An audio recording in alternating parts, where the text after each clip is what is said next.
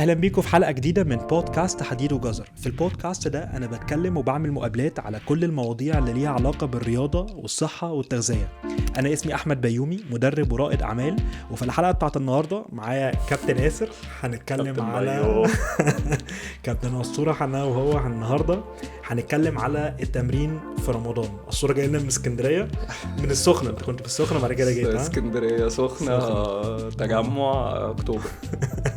فاكر فيلم القديم بتاع اسمه ايه، محمد فؤاد، اسماعيليه رايح جاي؟ انت اسكندريه رايح جاي. طاير يا صاحبي. بس كويس انت كده بتقرب، يعني انت رحت بعيد خالص في السخنه، بيت في التجمع، جيت هنا اكتوبر، ترجع اسكندريه بقى على الطريق. كل سنه طيب يا كابتن اسطوره. وانت طيب بقى، كل سنه طيبين يا جماعه. كل سنه طيبين. طاقم العمل خلف الكاميرات كل سنه طيبين. مش صديقي، بص النهارده هقول لك احنا في كام حاجه كده عايزين نتكلم عليها. عندنا كده شويه اسئله من محبين البودكاست، المتابعين، عايزين نرد عليها مع بعض. وبرضه عايز ادردش معاك كده في كام حاجه ليها علاقه بالتمرين. وبرضه في ريسيرش بيبر جديده كده، هي مش جديده بصراحه، نزلت السنه اللي فاتت، بس حاسس انها انترستنج قوي ان احنا نتكلم عليها النهارده، بالذات ان الحلقه دي ان شاء الله المفروض تنزل في اول اسبوع رمضان، فتبقى ريليفنت جدا للدسكشن بتاعتنا. يلا بينا. مش طيب، قبل ما ابدا بس عايز اسالك على حاجه. انا عارف ان انت من فتره كده ابتديت تغير اسلوب تمرينك، وابتديت تركز اكتر على الهايبرتروفي. يعني طبعا الناس اللي ما تعرفش، بس انت طول عمرك كنت شاب، مش طول عمرك يعني انت فتره يعني كبيره من حياتي كنت داي هارد كروسفيت. فقول لي كده، انت دلوقتي ايه النظام بتاعك في التمرين؟ بتعمل ايه دلوقتي؟ انا شغال على كلاسيك بقى بودي بيلدينج ستايل هايبرتروفي. بتمرن 5 مرات في الاسبوع. يعتبر لو فوليوم، ممكن تقول لو تو مودريت فوليوم. بس بحاول بقى ان انا اركز قوي قوي قوي في الكواليتي بتاعت كل مجموعة، ان كل مجموعة تبقى كويسة جدا، كل عدة تبقى الفول رينج اوف موشن، بعملها بالراحة، بحس بالعضلة اللي انت فعلا بتحاول تشغلها من الاكسرسايز، بحاول اثبت ثانية تحت في الستريتش بوزيشن، واحاول ان انا اركز قوي قوي قوي في الكواليتي بتاعت التمارين اللي انا بعملها. فبتمرن 5 مرات في الاسبوع، 3 منهم upper body، يومين lower body. كل عضلة بلعبها مثلا نقول من 4 مجاميع لحد مثلا 10-12 مجموعة في الأسبوع، مش مفيش حاجة قوي أكتر من كده. انت قلت كلاسيك بودي بيلدينج، انت عامل سبليت، البرو سبليت قصدك؟ لا لا لا لا لا لا، مش قصدي برو سبليت، قصدي يعني هايبرتروفي تريننج رينج العدات، اللي هو مثلا ممكن تقول من 6 ل 15-20 على حسب التمرينة. بالظبط. مفيش قوي حاجات اكسبلوسيف ولا هاي انتنسيتي ولا حاجة فيها يعني فيش كونديشنينج، فيش انديورنس، صح؟ لا يعني كونديشنينج بقى اللي هو حاجات very low intensity، مثلا زي مشي، زي ان انا اقعد على عجلة شوية، حاجات كده. فوكسنج اكتر على هايبرتروفي الفترة دي. فبتمرن 5 مرات في الاسبوع، 3 upper، يومين lower زي ما قلت لك. جامد. المجاميع بس مجاميع قليلة، يعني مجاميع مثلا من 4 زي ما قلت لك لحد 12 على حسب العضلة. يعني انت صدر مثلا تعمل 12، chest 12، ممكن 10 مثلا 10. الرينج اللي اعلى بتبقى على العضلات اللي ممكن تبقى اصغر شويه وبتريكفر اسرع شويه، زي السايد ديلتس، زي البايو تراي، زي السمانه، زي الحاجات دي بعملها مجاميع اكتر.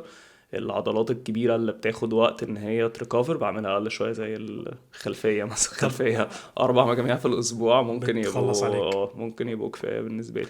طب ايه التمارين اللي انت اكتشفتها يعني، او قعدت اكتشافها مؤخرا، اللي انت بقيت من التمارين المفضله بالنسبه لك؟ والله بص، يعني حاجات كتير، بس حتى التمارين الفيري بيزك اكتشفت ان الواحد ممكن يعملها بشكل احسن بكتير. يعني تمرين مثلا زي الدمبل بنش بريس مثلا، بنعمله من ساعه ما بدانا تمرين واحنا بنعمل دمبل بنش بريس.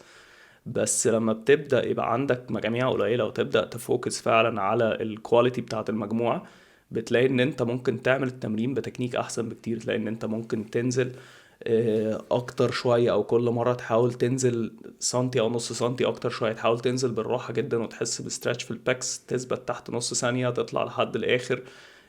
لقيت ان حتى التمارين الفيري بيزك اللي احنا بنعملها طول عمرنا في مجال ان انت تتحسن فيها يوم عن يوم. حتى لو بقالك 5 ولا 10 سنين بتتمرن، هتلاقي ان دايما في مجال ان انت تحسن من التكنيك بتاعك. فده يعني ده اللي انا فوكسنج قوي عليه الفتره دي، ان انت تستفيد من كل عده توفر وقتك، توفر مجهودك، توفر الدامج اللي انت بتعمله او الاوفرول فاتيج اللي انت بتعمله على جسمك، وتستفيد من كل عدة في التمرين. صح. وهي الموضوع ده كمان بيبقى، يعني انا فاهم قصدك قوي، لان هو لما انا برضو فتره ابتديت افكر كده، بقى كده في اتجاه مختلف، ان الموضوع مش مجرد كده كده. انا بحب اشيل اوزان تقيله، انا ببقى مبسوط ومتكيف من نفسي جدا وانا شايل وزن تقيل. بس الفكره ان انت بتشيل الوزن ازاي، او وانا بفكر ان انا وانا بعمل دمبل بنش بريس على ذكر الدمبل بنش، ان وانت بتنزل انت عايز تنزل لتحت، عايز تقف تحت مثلا في الاسترتش بوزيشن، عايز تحس ان انت وانت مش الموضوع مش مجرد بس ان انا اشيل اتقل دمبل في الجيم. بالظبط. الكلام ده بقى لما يطبق على كل حاجه. ومن ناحيه تانية، لو الانتنت بتاع التمرين ان انت عايز تشيل اتقل حاجه، الموضوع مختلف. اه لو انت بتدور بقى على strength او قوة، فطبعا دي حاجة بالظبط. مختلفة. زي كروس فيت، لما هو او الحاجات اللي هي ليها علاقه بالانديورنس وليها علاقه بالورك كاباسيتي. يعني بالظبط. لو انت بتجري، بتلعب مثلا ترايثلون، محدش بيعمل لك اسسمنت انت بتجري بالظبط، ازاي. انت عايز تروح من بوينت A لبوينت B في اسرع وقت، تعملها بقى بالظبط. زي ما انت عايز. بس الهدف دلوقتي من تمريني مش ان انا احاول اتحسن في حاجه معينه، احاول ان انا اكبر عضلاتي او ابص على الضخامه العضليه دي اكتر حاجه. يعني زي ما تقول، مش عايز اقول اقل مجهود، بس باقل ستريس بوسيبل على جسمي. فانا بقى انا عكسك دلوقتي، انا دلوقتي بقيت اتبسط جدا لو انا بوصل للي انا عايزه من التمرينة بأقل ويت اقدر اشيله. يعني لو ماسك 5 و5 بس، وعارف ان انا اوصل للقريب من الفيلير لعضلة معينة، ببقى مبسوط جدا اكتر من لو مثلا شلت اتقل حاجة غريبة دلوقتي. يعني ده تفكيري دلوقتي. ده انا بس عشان بحب في الاخر انزل الفيديوهات وانا بشيل تقيل ويجي لي لايكس، يعني فاهم. حاجه يعني سطحيه، بس يعني خلينا نبقى صراحه مع بعض يعني. صح. غير ان انت طبعا شغلك في الجيم، وشغلنا انا وانت مع بعض على ايرون والاونلاين تريننج يعني، وتصويرنا للكونتنت، فانت يومك زحمه بشكل رهيب. بالظبط. ليه بتتمرن 5 ايام؟ 5 ايام ده عدد كبير من الايام. وانت اللي انا برضو فاكره، او على الاقل كان زمان في الفتره لما كنا بنشتغل انا وانت مع بعض في الجيم، انت كنت دايما بتستهدف 4 ايام ايش، ده كان صح. السويت سبوت بتاعك. فليه 5 دلوقتي؟ بقيت احاول ان انا اخلي وقت التمرين نفسه اقصر. يعني ما بقيتش احب ان انا اقعد في الجيم اكتر من ساعة اوفرول، بالورم اب بكله، بالكول داون، بكل حاجة، اكون في ساعة او اقل مخلص. فبقيت اقسم الفوليوم بتاع توتال الاسبوع على ايام اكتر، ده بيبقى مناسب اكتر للسكاديول بتاعي. اوكي. بدل ما يبقى عندي مثلا 4 ايام وعندي لود التمرين ان هو مثلا بياخد ساعة ونص ولا حاجة، لا انا دلوقتي احسن لي ان انا اقسم الفوليوم على عدد ايام اكبر. بس لكن يعني مفيش يعني صح هي وغلط في يعني الحتة هي دي. مش عشان انت بقيت يعني دخلت مرحله ان انت تطورت بشكل لا لا لا لا تايم لا. مانجمنت. بالظبط. يعني انا لو كان احسن لي ان انا احط كل العدد التمارين ده في 4 ايام عشان يبقى مناسب للسكاديول بتاعي، كنت برضه عملت كده، ما فرقتش كتير. بس دلوقتي انا يعني حتى بستمتع كمان اكتر بالتمرين لما بروح التمرين وانا عارف ان انا ما عنديش غير هما 4 5 حاجات اللي انا هعملهم وخلاص. فببقى حاسس ان انا متحمس اكتر للتمرين عن ان انا رايح وحامل الهم ان انا هقعد ساعة ونص في الجيم. جامد. طيب بص، انا كان في حاجه كنت عايزه برضو اتكلم معاك فيها على موضوع الوقت بتاع التمرين في رمضان، وقت التمرين، مم. عشان قصه الريسيرش بيبر اللي بقول لك عليها. بس وانت بتتكلم دلوقتي، بس عشان كان لسه امبارح عندي كونسلتيشن كول مع حد يعني من الكلاينتس، بتكلم معاه، فكان بيظبط معايا الجدول بتاع رمضان. فعشان وانت دلوقتي بتقول حاجه جت في دماغي. هو المفروض هو بيتمرن 4 ايام. واعتقد لمعظم الناس هو انجينير، شغله كله على الكمبيوتر، يعني كمبيوتر انجينير. فالمعظم الناس، اغلب الناس، وقت التمرين بتاعهم 3 ايام 4 ايام عاده، ده بيكون العدد الامثل او مم. المناسب لاغلبيه الناس. فهو كان بيتكلم معايا، وتعرف دخلة رمضان ناس كتير قوي بتتحمس بالظبط. للتمرين، وعايز يحط فيتنس جولز اكتر ويبقى اجريسيف اند سو فورث. فهو كان عايز يتمرن 5 ايام، وانا ما كنتش معترض، بس كان عندي تخوف ان 5 ايام مع السوشيال كوميتمنتس والحاجات دي كلها مش اسهل حاجه. انا برضو متخيل انت بتتسال وبيجي لك الحاجات دي انكوايرز من كلاينتس او ناس اللي حواليك او اي حد ممبر في الجيم او حاجه. فانت شايف ايه احسن؟ وده اكشلي واحد من الاسئله بتاعت النهارده يعني. ايه انت شايف ايه احسن عدد ايام تمرين في رمضان؟ يعني انا رايي ان مفيش عدد محدد هيبقى احسن عدد. يعني مثلا ما ينفعش اقول لك 3 بقى يبقى احسن حاجه، او 4 احسن حاجه، او 5 احسن حاجه. يعني على حسب انت والليفل بتاعك ووقتك والجولز اللي انت حاططها والكوميتمنت اللي انت قادر تحطه. وفي الاخر لو انت تقدر تريكفر من التمرين ده ولا لا. يعني انا بس نصيحتي ان انت ما تحاولش ان انت، يعني زي ما انت بتقول رمضان فرصة كويسة قوي، الناس بتبقى متحمسة قوي ان هي تبدأ رياضة ومش عارف ايه، بس ساعات بيبقى النطة اللي هو انا بقالي من رمضان اللي فات ما اتمرنتش وبعد كده عايز ارجع اتمرن 5 6 مرات في الاسبوع على طول. فالاحسن ان انت تبدأ بحاجة اقل شوية او حاجة تبقى مناسبة للليفل بتاعك دلوقتي، وتعلى تدريجيا. ما تحاولش ان انت توصل للجولز بتاعتك كلها في رمضان. مش هينفع تزيد عضلات وتخس وتعمل وتعلي الانديورنس وتعلي السترينث وكل ده بنسبة كبيرة في رمضان وانت اصلا بقالك فترة كبيرة ما اتمرنتش. فابدأ بحاجة تبقى مناسبة بالنسبة لك، فليكن مثلا لو حد بقاله كتير قوي ما اتمرنش ممكن تبدأ لمرتين لثلاثة في الأسبوع بالكتير. ولو لسه حاسس ان انت قادر ان انت تحط افرت كمان، يعني حطه في حاجتين. ممكن ان انت تحاول تزود، لو انت مثلا بتدور على ويت لوس او حاجه، تحاول تزود الاكتيفيتي بتاعتك في خلال اليوم، اتمشى اكتر، اعمل حاجات بس تبقى خفيفه، حاجات مش مهلكه قوي على جسمك اكتر. وحط الافرت ده في الاكل والنوم والريكفري والهايدريشن والحاجات دي، هتبقى افيد بكتير من ان انت تتمرن 6 ايام وتقعد تدمر في جسمك وخلاص. يعني ردا على سؤالك، مفيش عدد ايام محدد، على حسب الليفل بتاعك وعلى حسب التايم اللي انت تقدر تحطه. لو انت شغلك مش مديك وقت اناف ان انت تتمرن، فما تحاولش ان انت تتمرن 5 و6 ايام في الاسبوع. خلاص حاول مثلا تتمرن في الويكند لو انت الشغل اهدى شويه في الويكند، وفي خلال الاسبوع فوكس اكتر على الريكفري وان انت تاكل كويس وان انت تنام كويس، وفي الاخر هتلاقي برضه ريزلتس كويسه. صح.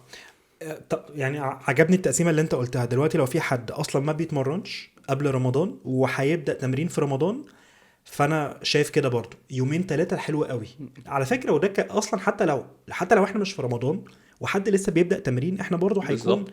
احنا هنبقى بنفكر في حاجه زي كده. بالظبط، يعني هو مفيش قوي اختلاف، يعني مش عشان ده رمضان فانا اتمرن بالظبط. فيه 6 ايام في ما الاسبوع هو ده لكن سؤالي في بقى العادي بالظبط. اتمرن مرتين. انت حاسس ان بالعكس. رمضان محتاج ان الواحد يعمل adjustments مختلفه في التمرين؟ whether يعني انا دلوقتي انا بتمرن قبل رمضان، اه هل انا محتاج اعمل حاجه مختلفه عشان رمضان؟ ممكن بس بروبلي هتبقى العكس، هتبقى ان انت ممكن تكون بتقلل الفوليوم بتاعك شوية في رمضان مش بتزوده. صح. بالذات لو انت بتشتغل الصبح بدري وبتنام متأخر عشان تكون متسحر، فانت اصلا وقت النوم بتاعك هيبقى اقل شوية. ممكن يبقى النيوتريشن مش متظبط قوي في رمضان عشان الويندو اللي انت بتاكل فيه مش بيبقى كبير، فمش عارف ان انت تدخل مثلا enough calories او enough الماكروز اللي انت محتاجها. ممكن تبقى مش لاحق قوي ان انت تعوض شرب الميه والهايدريشن، يبقى مش احسن حاجه، ففي الاخر الريكفري بتاعك ممكن ما يبقاش احسن حاجه في رمضان. فليه احاول ان انا كمان ازود اللود بتاع التمرين في رمضان؟ بالعكس انا ممكن احتاج ان انا اقلله شويه في رمضان لو انت الحاجات التانية مش متظبطه زي يومك العادي. بالظبط. فخلينا كده عشان نبقى احنا كده غطينا السؤال ده. لو انت ما بتتمرنش قبل رمضان وهتبدا في رمضان، يومين ثلاثه كويس جدا. لو انت اصلا حد بيتمرن وبتتمرن جامد ومركز وبتعمل 3 4 او 5 ايام، يا اما انت هتسيب تمرينك زي ما هو، يا اما انت ممكن تبقى بتقلل من الفوليوم شويه. ولما احنا بنتكلم على الفوليوم احنا بنتكلم على الفوليوم نمبر اوف سيتس بير ماسل جروب، صح بالظبط كده؟ بالظبط كده. بنتكلم ان انت ممكن تقلل ده عشان انت اصلا وقتك ضيق زي ما انت بتقول، بتشتغل الصبح. الناس طبعا يعني للاسف في مصر كلها ما بتشتغلش في رمضان، بس يعني انت على الاقل انت بتنزل بتروح المكتب، بتصحى بدري يعني على بتصحى الاقل اه. بدري، بنفتح اللابتوب بس يعني بس انت المهم انت بتصحى بدري وبتنام متاخر، فاليوم كده كده بيكون ضيق. فانا متفق معاك في الحته دي. جامد. طيب نروح بقى للسؤال التاني يا كابتن أسطورة، على سؤال الاشهر. اوكي. احسن وقت للتمرين في رمضان؟ طيب طبعا ايه الرد الشائع اللي هتسمعه من معظم الناس؟ ان انت لو عايز تخس تتمرن قبل الفطار، ولو عايز تبني عضلات تتمرن بعد الفطار. ومش عايز اقول ان ده غلط ومش عايز اقول ان ده صح في نفس الوقت، يعني عايز اقول ان هو على حسب. مفيش قوي احسن وقت تتمرن فيه في رمضان. انت برضه على حسب انت متعود على ايه وستايل تمرينك عامل ازاي. غالبا لو انت تمرينك في حاجات هاي انتنسيتي، تمرينك قوي، بتعمل حاجات محتاج ان انت تكون واكل وعندك انرجي ان انت تتمرن، فغالبا احسن لك ان انت تتمرن بعد الفطار. لو بتدور على strength probably احسن ان انت تتمرن طبعا بعد الفطار وانت واكل. لو انت بتحاول تلوز ويت وتلوز فات، ف... فعادي ان انت تتمرن قبل الفطار ويعني بس طبعا حاول تخلي الانتنسيتي بتاعه التمرين مش اعلى حاجه قبل الفطار، الا برضو يعني بنسب. يعني برضه لو انت متعود على التمرين قبل الفطار ويبقى التمرين فيه شوية انتنسيتي مش هيحصل حاجة. بس يعني الفكرة الأذكى ان انت تحاول تخلي قبل الفطار a bit low intensity ايا كان التمرين ده كارديو او strength. خلي الانتنسيتي اقل شوية. لو هتمرن بعد الفطار ممكن ان انت تعلي الانتنسيتي شوية.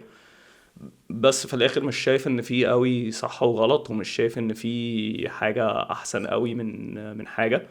على حسب انت متعود على ايه، وعلى حسب برضو وقتك يسمح بايه. يعني لو انا وقتي ما يسمحش ان انا بخلص شغل الساعة مش عارف كام ومش هلحق ان انا اتمرن قوي قبل الفطار، فعادي اتمرن بعد الفطار. حتى لو انت عايز تخس ممكن جدا ان انت صح. تخس بعد الفطار، مفيش اي مشكلة. ظبط كمية الكالوريز بتاعتك واتمرن بعد الفطار الخلايا الدهنيه وهتخس. مش تقول لك لا يعني. بالظبط. يعني مش هي بتروح اه. قبل الفطار وبعد الفطار لا. ونفس الكلام لو انت الجول بتاعك العكس، لو انت بتحاول تبني عضلات او على الاقل تحافظ على السترينث والهايبرتروفي بتاعك، واحسن لك ان انت تتمرن قبل الفطار، فاتمرن قبل الفطار. حاول تتمرن قبل الفطار على طول بحيث ان انت تخلص وترجع تاكل enough calories اللي انت محتاجها في ال 8 9 ساعات اللي احنا بنفطر فيها.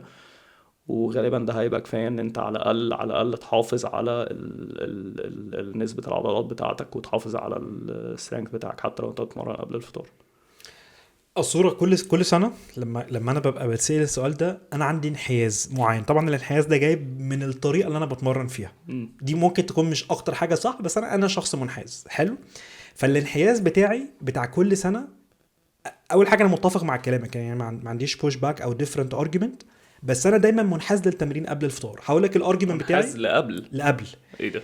هقول لك ليه، وبعد كده بقى هحكي لك بقى على ايه ان انا ممكن يكون بشفت شويه ان انا اغير تفكيري.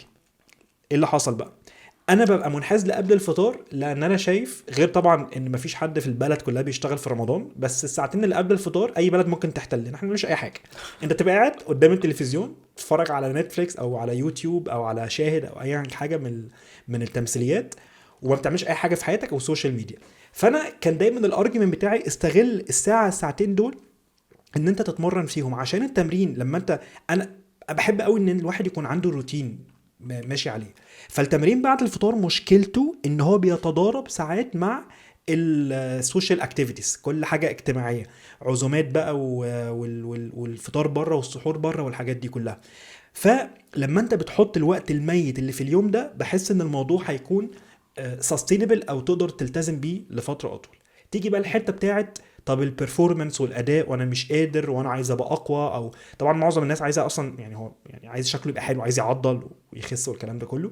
فانا كنت دايما بقول مش فارقه، اللي انا كل سنه كنت بعملها وبطلع بحس ان انا عادي. بس طبعا ممكن يبقى فيه ديتريمنتال افكتس او تاثيرات سلبيه وانا يعني ما باخدش بالي منها. يعني لو نص كيلو عضله انا حاجه خسرته بسيطه قوي. مش هشوفه.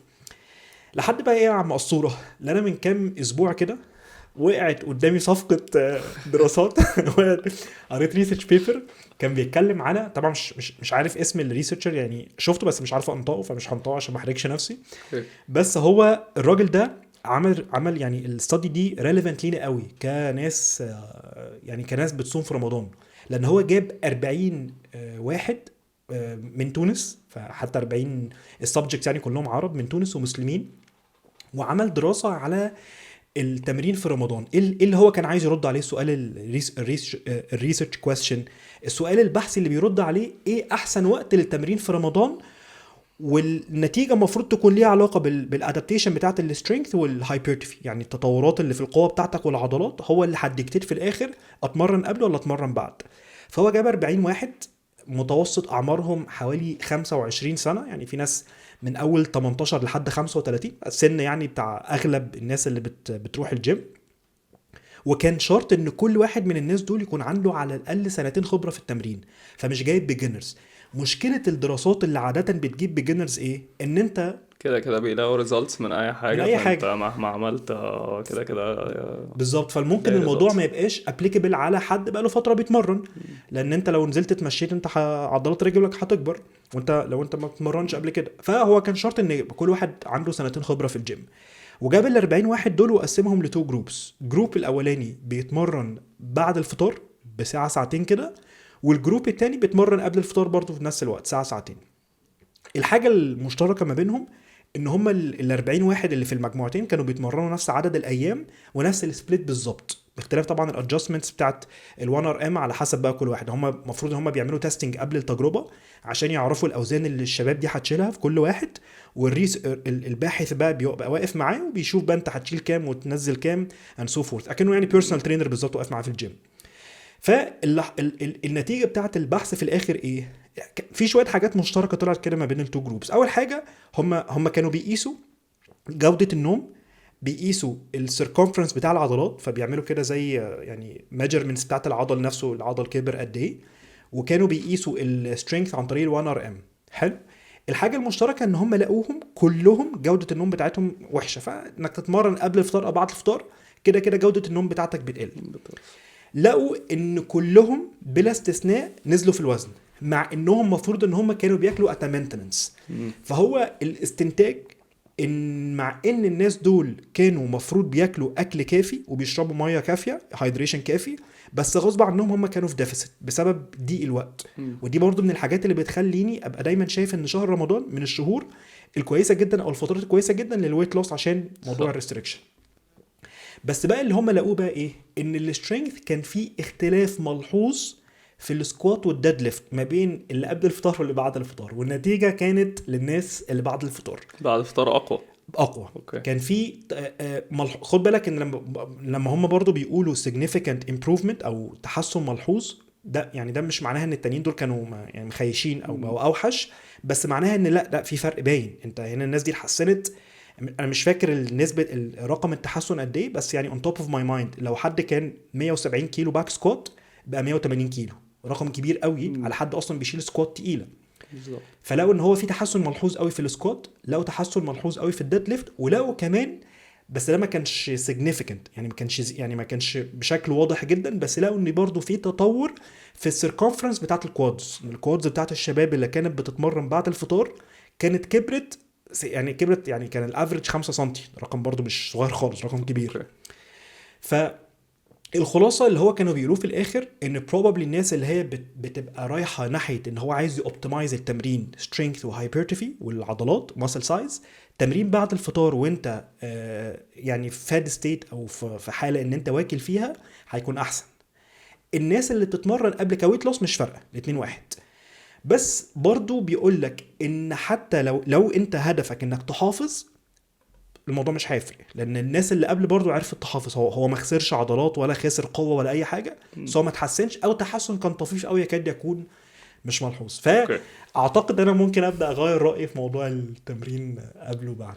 صح. يعني هو يعني طبعا الدراسه انا بالنسبه لي ميك سنس. لو انت عايز ان انت تحسن البرفورمانس بتاعك، فطبيعي لو انت واكل والجلايكوجين ستورز في جسمك مليانه تعرف ان انت تدي لجسمك انرجي احسن واسرع بكتير من لو انت صايم اوريدي بقالك كل الساعات دي ورايح تتمرن. ف يعني زي ما انت بتقول، على حسب الهدف بتاعك، على حسب وقتك، على حسب السكاديول بتاعك، اختار ميعاد التمرين المناسب بالنسبه لك. ما تمشيش ورا ان هو قبل الفطار كذا وبعد الفطار كذا. احسب الاول، شوف انت عايز تعمل ايه، شوف ايه المناسب بالنسبه لك وامشي وراه.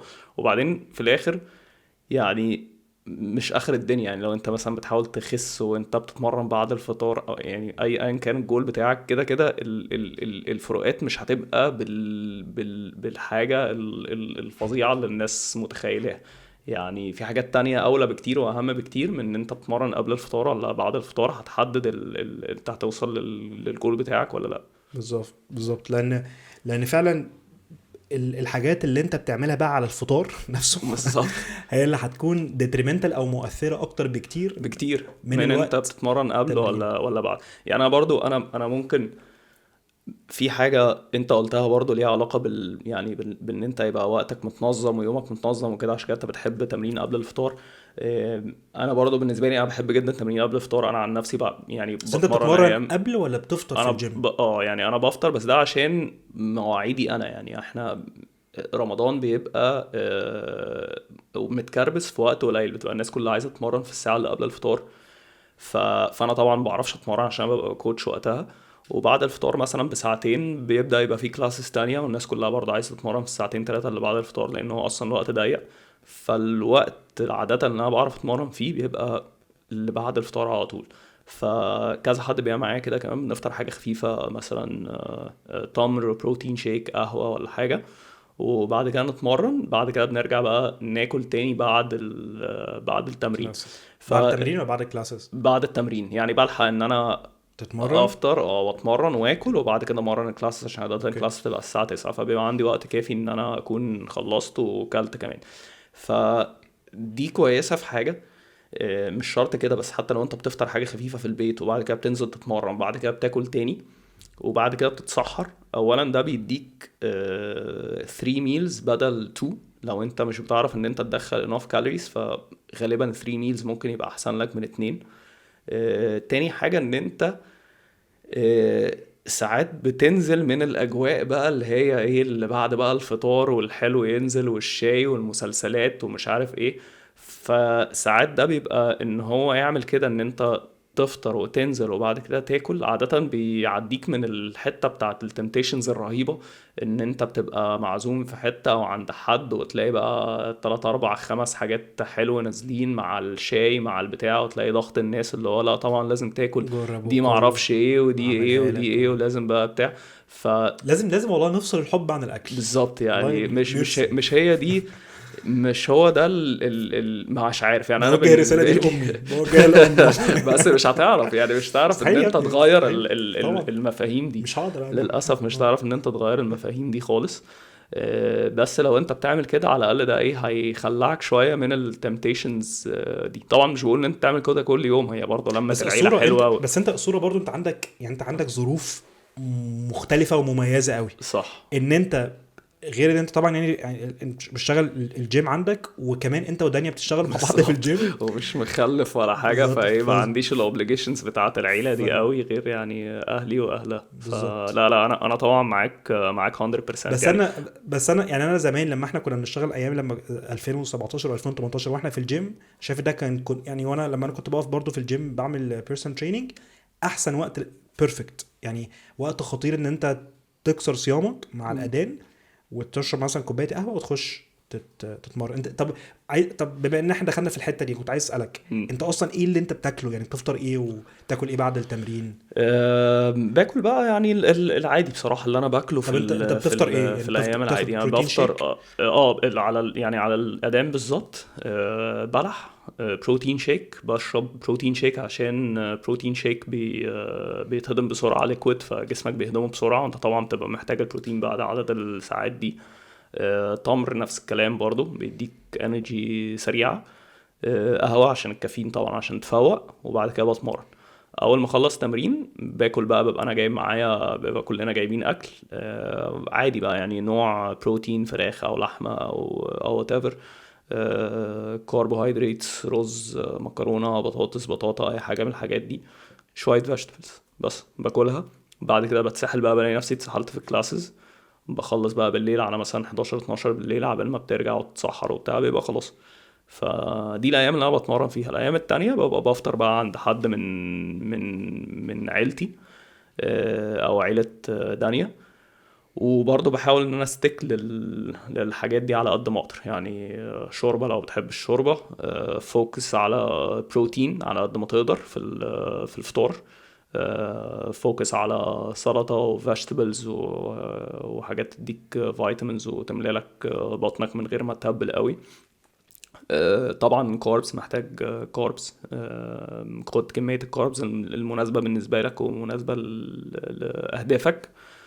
وبس ده بيزيكلي طب هسألك سؤال الفطار. هصعبه عليك. اه لو دلوقتي في حد عايز يخس، عايز يعمل دايت في رمضان، بس هو مش هيحسب، اه مفيش يا باشا حساب، اه بس انت عايزه يحسب بالسنس، هل عندك طريقة، في حاجة ممكن تقولها ان هو intuitively كده يقدر يبقى on a deficit؟ يعني على حسب، مثلا لو ولد وزنه ما بين مثلا 70 ل 80 90 كيلو، طبعا كل ما يكون. خلينا في 90 لان 90 هو اللي هيبقى عايز يخس. فعلا 70 فعلا مش 70 عايز هيبقى يخس. مفرط. 70 ده مش عايز يخس خالص. خلينا نقول 90 كيلو فعلا 90 رقم كويس. طبعا كل ما يكون حجمك اكبر، كل ما انت بتحتاج كالوريز اكتر حتى لو انت ما بتعملش اي حاجه، ما بتمرنش، ما بتعملش اي حاجه. فممكن تحسبها بالفيست بقى والبالم سايزز وكده. على الفطار خد لك مثلا 2 palm sizes of protein ايا كان بقى، كف فراخ ايدك، مثلا كف ايدك اه فراخ. فراخ او لحمه او سمك او اي نوع بروتين اللي موجود يعني. حاول طبعا تبعد عن الحاجات المقليه وبتاع، عشان الحاجات دي بيبقى فيها كالوريز جواها اكتر انت مش حاسبها. فاحنا بنتكلم على لين اه بروتين.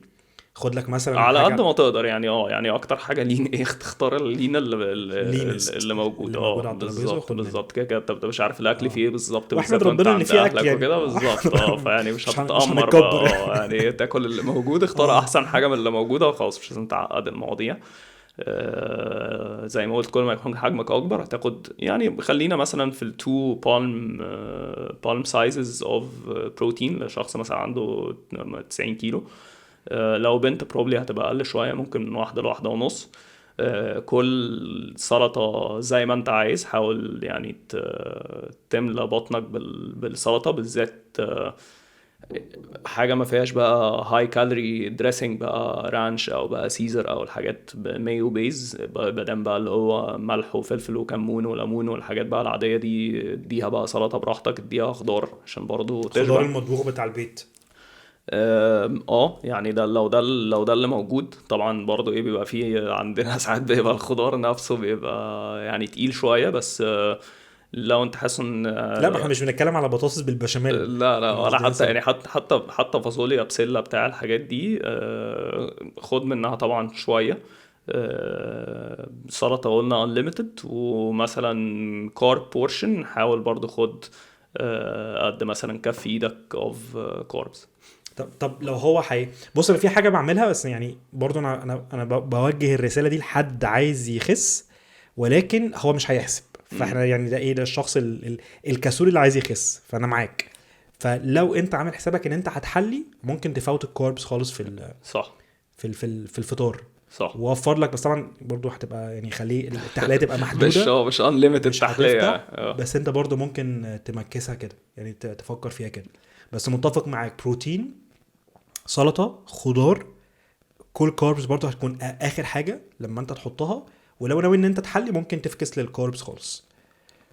طب لو على السحور. احنا لسه بنتكلم على نفس الشخص اللي عايز يخس، صح؟ اه ما هو عادة اغلبيه الناس في رمضان بحس ان الاهداف، او ممكن يكون الكوميونتي بتاعتنا يعني، بس بحس دايما اغلبيه الناس في رمضان بيكون اهداف دايما خسسان.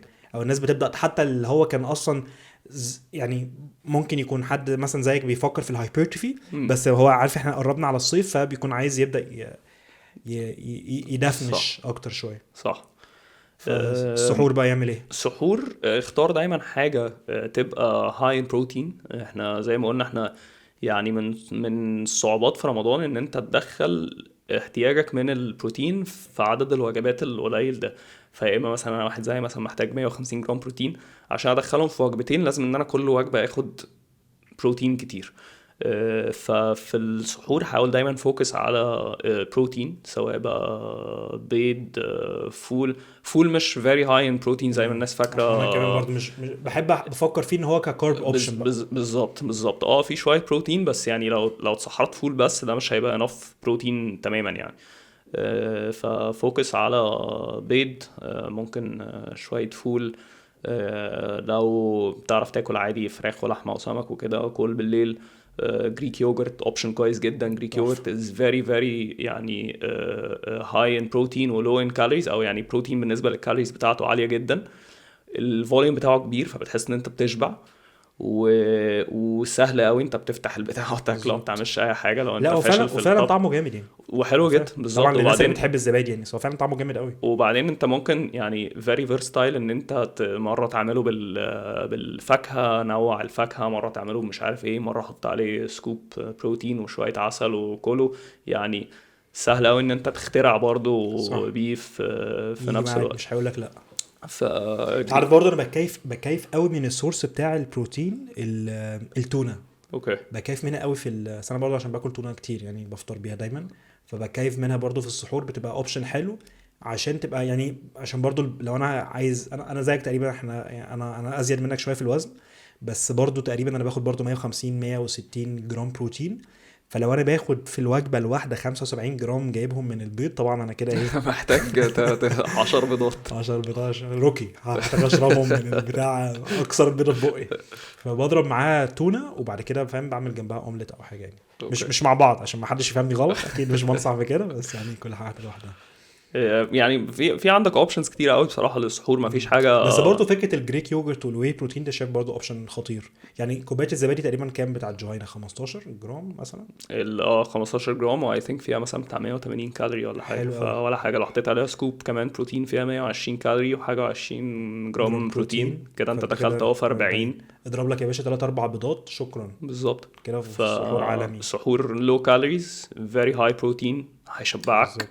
مليان فوائد. وفي شويه فاكهه تقطع لك معاه تفاحه ولا حاجه، بالظبط. يبقى هيبقى سحور متكامل. طبعا مش تسحر كده كل يوم، بس نوع يعني. يوم بالظبط. افطر، يوم اتسحر فول وبيض، يوم اتسحر من اكل الفطار مفيش مشكله لو اكلت عادي رز صح. ولحمه وكده تاني. يوم اتسحر جريك يوجرت، يوم دلع نفسك اعمل راب تركي ومش عارف ايه يعني. الاوبشنز كتير. المهم في الاخر ان انت الكميات بتاعتك تبقى مظبوطه. دي يعني دي اهم حاجه، ان في الاخر التوتال نمبر اوف كالوريز اللي انت بتاكلها يبقى متظبط. حتى لو انت مش بتحسب، يبقى بالتقريب. انت عارف انت صح. بتعمل ايه، مش بتاكل عشوائي وخلاص. تاني حاجة، حاول على الأقل إن أنت تدخل نسبة البروتين اللي أنت محتاجها. أنا عادة بلجأ ساعات لوان بروتين شيك في النص ما بين الفطار والسحور. سنة 2021 طلعت ورقة بحثية بتقيم جودة المحتوى الرياضي اللي موجود على السوشيال ميديا. الباحثين اختاروا انستجرام ودوروا على اشهر 100 فتنس انفلونسر، حطوا كده شوية كرايتيريا معينة، وعلى اساسها طلعوا اشهر 100 واحد وابتدوا يقيموا المحتوى اللي هو بيعمله. اللي هم لقوه بقى ايه؟ ان تلتين الناس دول، اللي هو حوالي 65%، اللي هو 65 واحد من ال100 واحد اللي هم بصوا عليهم، لقوا ان المعلومات اللي الناس دي بتقولها مضللة، سواء بقى بيرشحوا مكملات ملهاش اي اساس علمي، او بيتكلموا على برامج رياضية ممكن تضر الناس، او نظم دايت معينة مش مناسبة. كل الكلام ده في الاخر ممكن يكون بيزود او بيطور من المشكلة بتاعة الوزن اللي احنا بنشوفها. مش قصدي ان هم دول السبب ان في 40-45% من سكان العالم عندهم مشاكل في الوزن، بس اكيد ده مش بيساعد، بالعكس ده ممكن يكون بيبوظ الموضوع اكتر واكتر. وهو ده اللي احنا بنحاول نقدمه من خلال المنصه بتاعتنا ايرون فيتنس. ايرون هي منصه الكترونيه هدفنا فيها ان احنا نساعد الناس ان هي تواجه المشاكل والتحديات اللي متعلقه بالوزن والصحه وشكل الجسم. بنحقق الموضوع ده عن طريق حاجتين. اول حاجه، ودي كانت البدايه، المحتوى العملي اللي احنا بنقدمه، الفيديوهات والمقالات، وطبعا بودكاست حديد وجزر. الحاجه الثانيه هي الفيتنس بروجرامز اللي موجوده على الابلكيشن بتاع ايرون. فكره الفيتنس بروجرامز دي ان هي مبنيه على اسس علميه، فاحنا استخدمنا الاكسرسايز والنيوتريشن ساينس، زائد ان احنا استخدمنا التكنولوجي والذكاء الاصطناعي عشان نقدر نضمن الجوده العاليه لاي حد بيستخدم البروجرامز دي. فلو انت عايز تبدا تتمرن وتلاقي روتين مناسب تمشي عليه، او نفسك تزود من القوه وتزود من الكتله العضليه بتاعتك، او حتى لو عايز تنزل في الوزن، هتلاقي كل البروجرامز المناسبه ليك موجوده على ايرون. كل اللي انت محتاج تعمله ان انت تشوف السبسكريبشن بلان المناسبه ليك وتبدا رحلتك معانا. انت دلوقتي بتقول ان الاهم في الاخر ان التوتال كالوريز تبقى مظبوطه، صح كده؟ لو انا عايز اخس فانا محتاج ابقى اون ديفيسيت. بالظبط. طب انا هتراك ده ازاي؟ برضو في لخبطه هنا بتحصل. اغلب الناس، هو السؤال ده اصلا لرمضان والبر رمضان، بس اغلب الناس الطريقه اللي هي بتتراك بيها ان هي بتروح تعمل انبودي في الاماكن اللي بيكون فيها انبودي، which is valid option، مفيش اي مشكله. انا لا ما عنديش اي مشاكل ضد الانبودي، بس في حاجات لوجستيه ممكن تمنع ان الرقم اللي انت بتشوفه ده يكون يعني صح اولا، وكمان ان انت محتاج تاخد قرارات ليه. فدايما انا اكتر حاجه بحب ان انا استخدمها، مع ان هي مش بتدي معلومات كتير، ومع ان هي ممكن برضو يبقى فيها لخبطه، بس انا بحب الميزان العادي. الوزن طبعا العادي خالص، الناس توزن عادي خالص بس بنفس الكونديشنز، قبل ما تاكل وتشرب وانت لابس نفس اللبس، يفضل طبعا اقل يعني عدد من الهدوم اللي انت لابسه، يعني الاندروير بتاعك، وتبقى بتقيس نفسك في نفس الوقت في اليوم. ومشكله بس كلها الصوره ان في ناس كتيره بالذات البنات الموضوع ده بالنسبه لها بيبقى غلس جدا، ان هي توزن نفسها بشكل ريجولر. هل انت برضو بتلاقي الموضوع ده؟ بص انا برضو شايف ان هو ممكن يعمل لك شويه تبقى مهووس بالموضوع الوزن ده. بالظبط. انا اعرف ناس يعني بتوزن كل يوم، وده طبعا ده مش حاجه صح خالص ولا حاجه حقيقيه ولا هتبين لك اي ريزلتس. انت من يوم ليوم جسمك بيبقى فيه 2-3 كيلو فوق وتحت على حسب انت واكل ايه، على حسب دخلت الحمام ولا لا، على حسب فيه، فبيبقى فيه شويه اختلافات. صعب ان انت تتراك اليوم بيوم. فخلي التراكنج مثلا كل يعني على الاقل مثلا اسبوع. انا افضل كل مثلا اسبوعين ان انت تقف على الميزان كل اسبوع بس لاسبوعين، دي ده ممكن، هيبقى معقول. بس دي ممكن برضه يبقى فيها صورة يعني لو انا عندي، لو حتى لو بنتك يعني البنات بالذات مم. فلكتويشن البيريد، فممكن تعمل فلكتويشن في المية، طبعا. فممكن تخلي القراية الواحدة مش حقيقية. فاللي انا بفكر فيه لو نفس الشخص ده بيوزن multiple times a week عشان يبقى فيه average ويشوف الترند لاين عامل ازاي. انت عندك يوم كده يوم كده، بس انت في الاخر بتلاقي ان الترند لاين عمال بيتحرك بينزل بالظبط. لتحت. آه، طبعا صح. ما يعني ما عنديش اي حاجه اقولها، دي طريقه من الطرق. يعني لازم في الاخر ايا كانت الطريقه اللي انت بتراك فيها لازم تبص لها بشكل on a longer term شويه. ما تبصش لليوم بيوم. يعني انت ممكن الاسبوع ده، الاسبوع اللي بعده لما جيت قست كانت ممكن القرايه مش مظبوطه 100%، الاسبوع اللي بعده القرايه ظبطت شويه، بس في الاخر على مدار مثلا شهر او 6 اسابيع هتلاقي ترند. هل الوزن بينزل بشكل مش لازم يبقى منتظم كل يوم كل اسبوع بينزل كيلو، بس بينزل اوفرول في خلال 6 اسابيع، يبقى انت ماشي في الطريق المظبوط. بالذات ان كمان صح. حتى الاكل، هو انت مش كل يوم هتاكل نفس عدد الكالوريز بالظبط، فمش كل يوم، والاكتيفيتي بتاعتك هتبقى مختلفه، فمش كل يوم هتلاقي نفس الريزلتس اللي انت بتلاقيها. انت ممكن يوم تاكل اكتر شويه، ممكن يوم تعدي الكالوريز وانت مش واخد بالك، بالذات لو انت مش بتحسب. يعني يوم تعدي الكالوريز اللي انت بتاكلها وانت مش واخد بالك، يوم يبقى اقل شويه. فالمهم ان انت ايا كانت الطريقه اللي انت بتراك فيها تراك. انا بالنسبه لي اوفر كذا قرايه زي ما انت بتقول، ممكن كذا واحده في الاسبوع او كل اسبوع لمده كذا اسبوع، وشوف الترند ماشي ازاي. صح. وعلى اساس بقى الكلام ده خد قرارات. فلو انت دلوقتي بالظبط. عملت شفت لقيت الترند لاين ثابت ما بينزلش، يبقى كده كفايه تحليه بعد الاكل، كفايه بقى. يبقى انت غالبا بالظبط انت غالبا كده في بتفرق كميه كالوريز بالظبط. داخله جسمك انت مش ممكن انت حاسس ان انت انا ما باكلش غير وجبه واحده او مش عارف ايه وبتاع، بس في الاخر غالبا هتلاقي التوتال كالوريز ان انت بتاكلها وانت مش واخد بالك اعلى من اللي انت بالظبط. فاكره. فلازم يبقى في some type of restriction. طبعا مش قصدي على التحليه specifically، اه بس ممكن يكون في حاجه، ممكن يبقى انت بتاكل كارب زياده مع الاكل بتاعك، فانت محتاج ان انت تاخد بالك ان انت تقلل الكاربس شويه، اوكي. او تفكس للكاربس خالص ممكن. يعني انا في حاجات اللي انا لما انا بحاول ان انا ادايت، وببقى انا عاده مش هحسب بالظبط، بس انا عندي استيميت كده تقريبا انا باكل كالوريز قد ايه. فاسهل حاجه بعملها ان انا بغير السورس اوف كاربس من الرز والمكرونه، خليني في البطاطس والبطاطا، او دي اول خطوه. اوتوماتيكلي كده انا الكالوريز قلت. لقيت ان انا مش بنزل برضو، او ما بنزلش كفايه، اروح شايل اصلا واحد من السيرفينج بتاعت. يعني انا باكل، لو انا باكل كاربس 3 مرات في اليوم، مرتين. وجبه بالظبط، وجبتين، وبعد كده ابدا اعمل نفس الطريقه، بفكر في نفس المايند سيت لحد ما الاقي ان انا الترند لاين بتاعي ماشي كويس. بالظبط.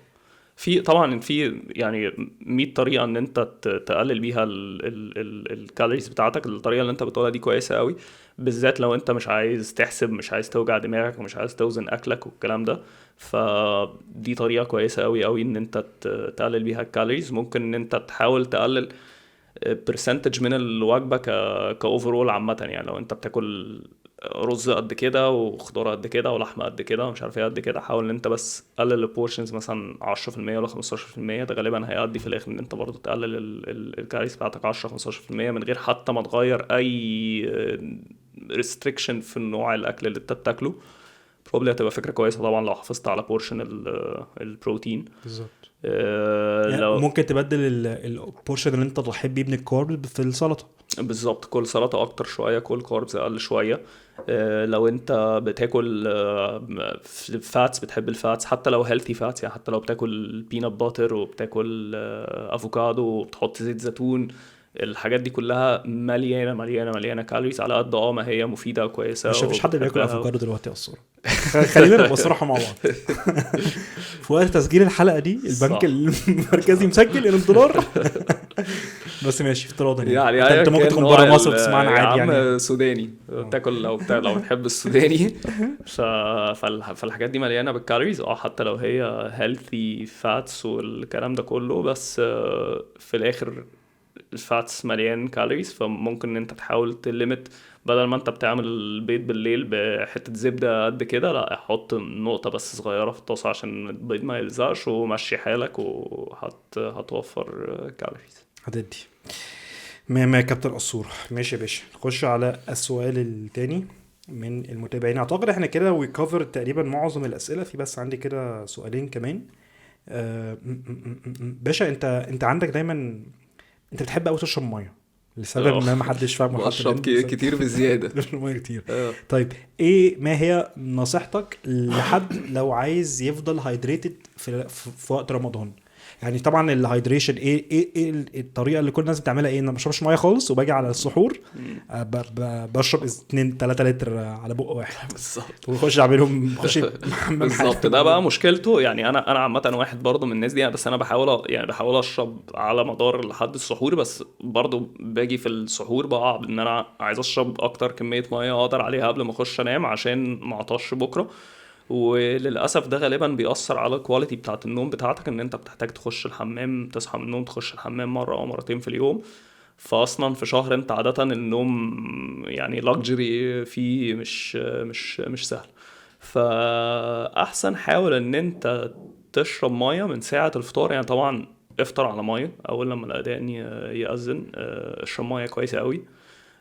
وحاول قسم عدد اللترات اللي انت محتاجه ما بين من الفطار للسحور. يعني ما تنساش، مش اللي هو تشرب ميه وبعد كده تفطر، بعد كده تفضل ما تشربش ميه خالص لحد السحور، بعد كده تحاول تشرب 2 لتر ميه في السحور. لا، حاول قسم الميه دي من الفطار للسحور. انا اعرف ناس يعني دي طريقه كويسه طبعا، ممكن تبقاش مناسبه لكل الناس، بس في ناس بتجيب مثلا حاجه كونتينر او حاجه فيه لترات المايه اللي هم زي محتاجينه. زي ازازه ميه بس كبيره. كبيره بالظبط، كبيره، اوكي. او حتى ازايز عادي، ازايز ميه اللي هي لتر ونص مثلا، انا محتاج اشرب 2. فالازازتين دول انا لازم اخلصهم من امم. الفطار للسحور. او عندك اي في زمزميه ولا الازاز كوبايه. بتاعت الجيم كمان اللي هي بتبقى بتاعت بالظبط، الميه اللي دي. بالايد كده بالظبط، وبتبقى بتاعت ماكس كبيره. ماسل والحاجات اللي زي دي. بالظبط، ممكن حط المية اللي انت محتاج تشربها عشان تبقى متأكد ان انت بتشرب كمية المية دي من الفطار للسحور. ودي حاجة مهمة جدا. وطبعا الديهايدريشن يعني هيأثر جدا جدا على كواليتي تمرينك وكواليتي الريكفري بتاعتك وكل حاجة لو انت ما بتشربش مية كفاية. حاول كمان ان انت يعني ممكن توقف شوية شرب مية قبل ما تنام بحاجة بسيطة، لو تقدر. يعني لو تقدر ان انت تكون مخلص المية دي قبل ما تنام بشوية. عشان تعرف تنام وما بالظبط، تصحاش في عشان النص. تكون خلاص دخلت الحمام مرة او اتنين قبل ما تنام. فغالبا ده بالظبط. هيخليك تنام احسن بالليل بدل ما تقوم تاني تخش الحمام. خلينا نبقى صراحه، محدش هيسمع كلامنا في اخر خالص. هو حته دي. انا نفسي مش بعمل كده. يعني انا عارف ان الموضوع صعب، وانا عارف لما بيجي ايه قبل الفجر بيبقى الواحد ايه اللي هو انا بلبع. بالظبط شربني ميه باي طريقه. فده كلام سهل، الافعال بس على اصعب من الاقل، الكلام. على الاقل بس اتاكد ان انت بتشرب ميه كفايه، هي دي اهم حاجه عشان في خلال اليوم في بالظبط، خلال دايما اليوم. خلي ازازه الميه معاك. صح. دايما خلي ازازه الميه معاك بس لو انا مفيش عجباني سورس عجباني للشرب. الحته دي، لتر ونص ميه قدامك. اه انت مثلا عامل حسابك ان انت المفروض تخلصه. ف يعني او ازازتين، يعني 2 لتر ونص. اغلب الناس مثلا بتبقى 3 لتر، ده الافريج بتاع اغلب الناس. بالظبط. لو خلصتهم ده جول بالنسبه لك، انت المفروض تخلصه. وكمان ميزه الكلام ده ان هو برضه هيشبعك. طبعا ده هينجزك جدا لو انت كمان عندك في نفس الوقت الجول بتاع ان انت عايز تخس. بالظبط. في حاجه كمان سهله قوي عشان تعرف هل انت بتشرب ميه كفايه ولا لا. هي طبعا هي للاسف هي مقرفه شويه، بس هي سهله جدا. صح ان انت هتشوف لون البيبي بتاعك ايه. صح. فلو هو غامق جدا، فانت بعد اذنك روح على المطبخ واشرب ميه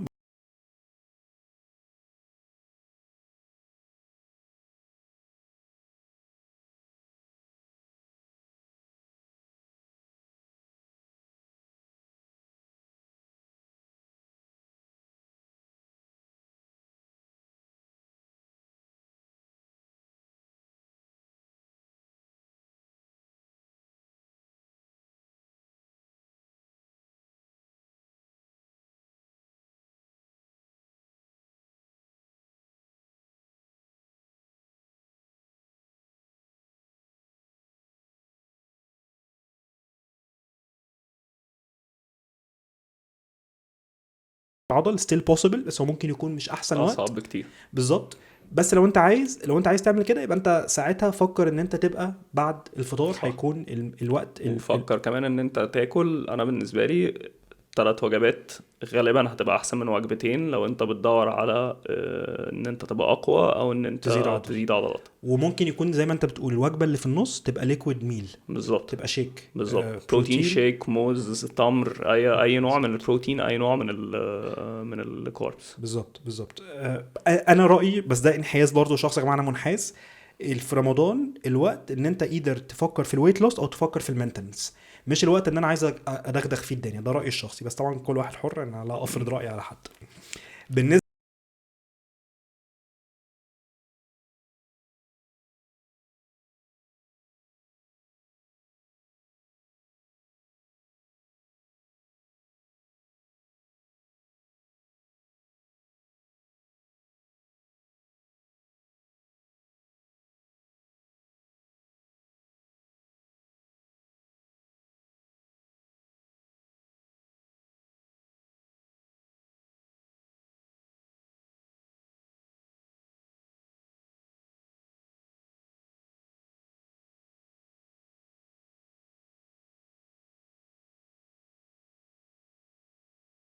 والله انا عايز اجيب كلب. تعالى اسكندريه، والله اتمشى على البحر، والله انا عايز اجيب هتلاقي. كلب، نفسي اجيب كلب، بس يعني للاسف بس عشان هيعيش معايا في الشقه، بس نفسي اجيب كلب. هات ماشي. كلب صغير بقى.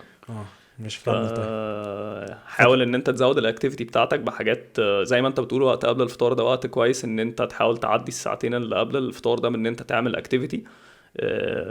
اعمل اكتيفيتي، حاجه بره الجيم، انزل اتمشى، العب راكت، اعمل اي حاجه تبقى خفيفه شويه وفن. ده هيساعدك ان انت تزود الاكتيفيتي بتاعتك وتضيع الساعتين اللي قبل الفطار، وهيبيلد. راكد ده عشان ده اسكندريه، ها؟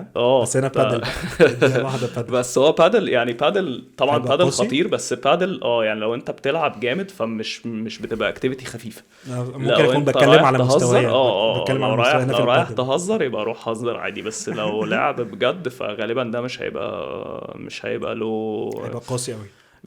يعني على حسب برضه زي ما بقول لك اللعب اللي انت بتلعبه، بس عاده يعني لو لعيب بادل جامد فهيبقى متعود اوريدي على اللعب الجامد ده، فهيبقى اوكي بالنسبه له. لو شله شباب رايحين يهزروا فجوهد يعني روح هزر، ما فيش اي مشكله. احنا ما غطيناش الحته دي، بس تعالى نغطيها بالمره. موضوع الكارديو، الناس اللي تبقى عايز تعمل كارديو في رمضان عشان طبعا عايزه تخس. انت قلت كده، انت قلتها كذا مره.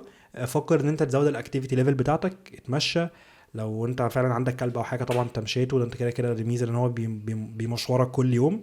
او انت انزل اعمل ستيبس، اتمشى، اعمل حاجه. برضو في حاجه بتعجبني قوي، لو حد في الجيم راح الجيم وفتح تمثيليه على اي حاجه وقعد يتمشى، دي تحفه. بدل ما انت تقعد على الكنبه، تقعد يعني تتمشى وانت بتتفرج. بالظبط، او عجله او اي او حاجه خفيفه عجله، انت مش حلوه حاسس قوي بيها، بس في الاخر هي بتزود لك الاكتيفيتي ومسليه ليفل وكل جدا. حاجه تبقى حلوه جدا. العوم برضو، الناس اللي بتحب العوم فكره كويسه برضو ان انت ممكن تنزل تعوم خفيف قبل الفطار. بالظبط. النادي دايما بيبقى البول زحمه، ناس كتير بتروح تحب العوم. بالظبط. اديها بي كونزرفتيف، بس يعني بلاش بس انتحارات في الكارديو. بالظبط يعني بالراحه على نفسك يعني. بالظبط. بالذات ان اصلا خلينا بقى نبقى نتكلم عليها في حلقه تانية دي، في بودكاست تانية. ان الفرق ما بين ان واحد بيعمل هاي انتنستي ولو انتنستي يعني مش زي ما الناس فاكره. الموضوع مش كده يعني. كميه الكالوريز يعني اللي انت يعني لا، هي الكالوريز بتفرق. يعني انت لو بتعمل ماكسيمال افورت 2 minutes مثلا، ماكسيمال افورت حاجه او دقيقه ونص، طبعا هتحرق كالوريز كومبيرد للدقيقه انت بتتمشى، فاهم، بتتكلم في تليفون. بس لما في الاخر when it comes to losing weight الموضوع كله متعلق بالتوتال كالوريز. بالظبط. لان انت ممكن تنزل، انت فاكر الكلام ده من ايام كروسفيت، تمرين بيبقى جامد قوي، انت بقيت له مش قادر تتحرك، مش حاجه. فالاكتيفيتي ليفل بتاعتك اللي هي اصلا في العادي كانت تعتبر متوسطه او عاليه، قلت بسبب ان انت بتتمرن جامد قوي. بالظبط. فالموضوع بقى كاونتر برودكتيف. فخليك بس واحده على نفسك في الكارديو. حلو قوي. اتكلمنا على الجايد لاينز، نيوتريشن جايد لاينز كده للشخص. انا بسميه الشخص انا يعني اكنه انا يعني الشخص الكسول اللي عايز يخس في رمضان يعمل ايه. فانت قلت على موضوع البورشن سايزز بايدك. فلو انت دلوقتي في الفطار هتاخد مثلا، لو ولد بتاخد مثلا قد كف ايدك مرتين ل3 صباح الفل. لو عايز تزود من البروتين زود من البروتين. ولو بنت ممكن يكون مثلا النص او 3/4 من كميه الولد. عشان الوزن، صح كده؟ بالظبط. سلطه، كل سلطه كتير. خضار مطبوخ معانا، بس طبعا يعني البطاطس دي ما تعتبرش خضار مطبوخ، دي تعتبر كاربس. يعني خلينا برضو ايه بلاش نسيع على بعض. فخلينا في يعني لو الخضار المطبوخ ده مطبوخ من غير يعتبر من غير دهون، مش عارف ده بيحصل الحقيقه ولا ده الكلام ده اشتغالات من الامهات. لا طبعا ده اشتغالات معلقه زيت دي هتلاقيها فاهم فيها ازازه زيت عافيه كلها نزلت عليها. فعموما يعني خد بالك بس برضو من الخضار اللي ممكن يكون عليه فيه هيدن كالوريز، ما حدش بس ما تخليش حد يشتغلك. والكاربس خلي الكاربس تبقى اخر حاجه، ودي تعتبر اقل كميه بالظبط. ودي كمان اكتر حاجه انت بس دي بالبورشن سايزز بالبورشن سايزز تبقى قد ايه؟ تحسبها ايه، فيست ولا بالم برضو؟ ما انت دلوقتي قلت 2 بالم 2 كف الايد. ده بروتين. احنا ما قلناش حاجه تانية، احنا بس قلنا دي. وسلطه قلنا انليميتد، سلطه وعيش بالظبط. وكاربز يعني زي ما انت قلت دي الحاجه اللي انا بتحكم فيها على حسب احتياجك انت الشخصي وحجمك. بس probably بالنسبة لمعظم الناس هتبقى برضو I think one palm size أو one fist size لو أنت بتحسبها بالظبط. شوية مثلا رز قد كده أو بطاطس قد كده، ودي هتتحكم فيها على حسب أنت الجول بتاعك إيه. كل ما تكون عايز تزود الكالوريز بتاعتك أكتر أو عايز تحافظ على الماسل ماس أو كده، هتزود كمية الكاربز دي أكيد. لو عايز ان انت تقلل الكالوريز بتاعتك هتحاول تقلل كميه الكاربز دي شويه. بالظبط. وبالنسبه للسحور الكلام ان انت تختار بس سورس بروتين كويس. الفول طبعا كويس جدا، بس ده سورس كارب مش سورس بروتين، لان هو النشويات فيه او الكاربس فيه تبقى اكتر. الزبادي معانا جدا، البيض معانا، اي لحوم حيوانيه ليفت اوفرز من الفطار تحفه. تونه معانا جدا عشان بحب التونه. فكل الكلام ده شغال. برضو الواي بروتين ممكن تستخدم الواي بروتين على الزبادي، لان الزبادي بيجي معاك في اي حاجه ما بيقولش لا. وما تنساش طبعا تبقى بتاكل فاكهه على مدار اليوم. يعني انا بفكر ان انت بعد الفطار وبعد السحور يكون عندك 1 to 2 servings of fruits. السيرفنج الواحد اللي هو موزه، تفاحه، برتقانه، مثلا 1 to 2 servings بعد كل وجبه، يبقى تحفه حلو جدا. وبرضو معاك سلطه يا باشا بقى، عيش، جرجير بقى، طماطم، خيار، كل الكلام ده زي ما انت عايز، اضرب زي ما انت عايز. بس ركز في الدريسنج عشان ساعات دي بتبقى لعبه يعني فول بشندي مش معانا. ايه ده علينا. ايه تاني يا كابتن الصوره؟ اتكلمنا على ازاي تستي هايدريتد. انت قلت الفكره بتاعت ان انت خلي عندك تارجت كده، ازازه ميه لتر ونص او ازازتين ميه، وانت تبقى بتفكر ان انت عايز تخلصه، لازم اخلصه. وطبعا تابع لون بمؤاخذه البي بي بتاعك على مدار اليوم. لو انت باشا في الغامق يبقى ايه، انقذ نفسك. لو في الفاتح يبقى انت كده في الامان. صح، كل ما يكون فاتح اكتر كل ما تبقى فخور بنفسك اكتر. والله يا كابتن أسطورة، اعتقد احنا كده غطينا كل حاجه وطولنا على اعزائنا المستمعين، فاحنا ممكن كده نراب اب. عايز تزود اي حاجه قبل ما نقفل؟ لا تمام. كل سنه وانت طيب يا كابتن أسطورة. كل سنه وانت طيب يا بايو. كل سنه وانتم طيبين يا جماعه. كل سنه وانتم طيبين يا جماعه. شكرا يا جماعه.